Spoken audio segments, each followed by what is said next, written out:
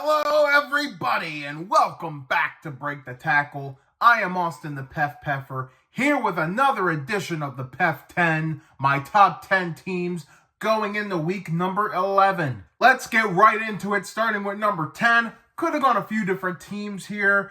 The 49ers were very close, but I had to give it to the current NFC West leaders, the Arizona Cardinals. They have been very impressive. 4 straight wins, absolutely dominated the Jets. No one thought that the defense would be as good as what it is right now, considering the talent, but they've been showing up. I don't think they've allowed a touchdown in quite some time now. Gotta give props to Jonathan Gannon. He could be in Coach of the Year contender if the Cardinals keep this up. Very impressive how the Cardinals are playing. Kyler Murray is, when he's on, he is on. Very underrated. He may have some ugly moments, but when he's playing his best football, it's a beautiful thing to see. Cardinals at number 10. Coming in at number 9 are the LA Chargers, who are just ground and pound, and Justin Herbert's having a beautiful season. I think Jim Harbaugh was the answer for this team. They desperately needed a good coach, and they got it. One thing you could say about the Chargers is that the teams they've beaten haven't had the most impressive resume, but they're beating the teams they should beat. I like to see how they do against some real competition. They got the Bengals this week, which, yes, they have a losing record, but I definitely think your eyes should be glued to that matchup. Chargers at number 9. At number 8 are the Washington Commanders, who I thought played a fairly good game, all things considered, against the Steelers. I mean, it was a 1-point game. Both teams made mistakes in that game, but in the end, the Steelers pulled through with the win.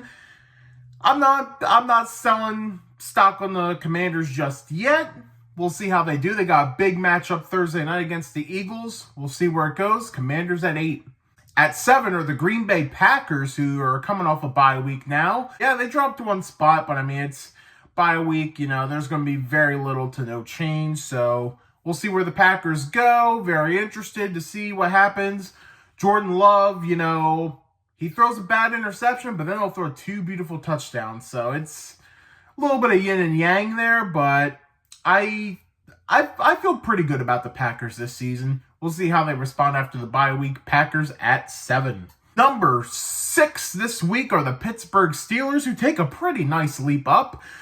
The Steelers, man, we were waiting for them to beat one of those top-tier teams, and it looks like they finally got one. The Steelers are 7-2, and they need to be 7-2, because if you look at that schedule, brutal. They got all 6 of the AFC North matchups still to go. 4 straight, starting with the Ravens this coming Sunday. The new addition of Mike Williams is already paid off, getting the game-winning score. Really liking what I'm seeing from the Steelers. Not just saying that because I'm a Steelers fan, but this is probably the most hope I feel like the Steelers have had since probably before Big Ben's elbow injury, honestly.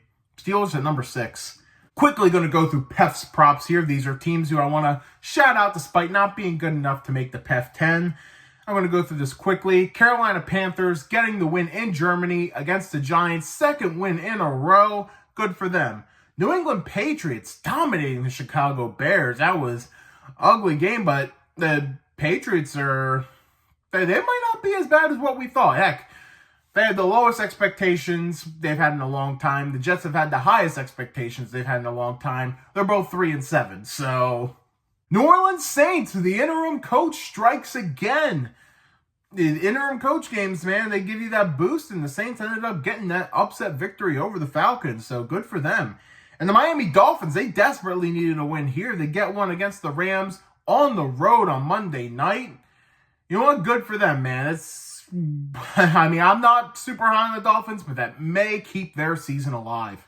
And now we go into the top 5 of the PEF 10, starting at number 5, where I have the Philadelphia Eagles. They played with their food a little bit in that first half, but in the second half, the best teams just run away with it, and that's what the Eagles did against the pathetic Cowboys. I can't even make fun of the Cowboys anymore. It's just sad now. But with that being said, probably one of the most talented rosters in the league, easily a top 5 in terms of talent.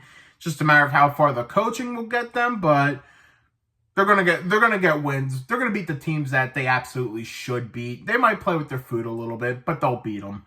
Eagles at number 5. We'll see how they do against the Commanders this week. At number 4, the Baltimore Ravens, who stay put. They got themselves another win. Huge Thursday night win against the Bengals. They swept them for the season. Very fun rivalry to watch.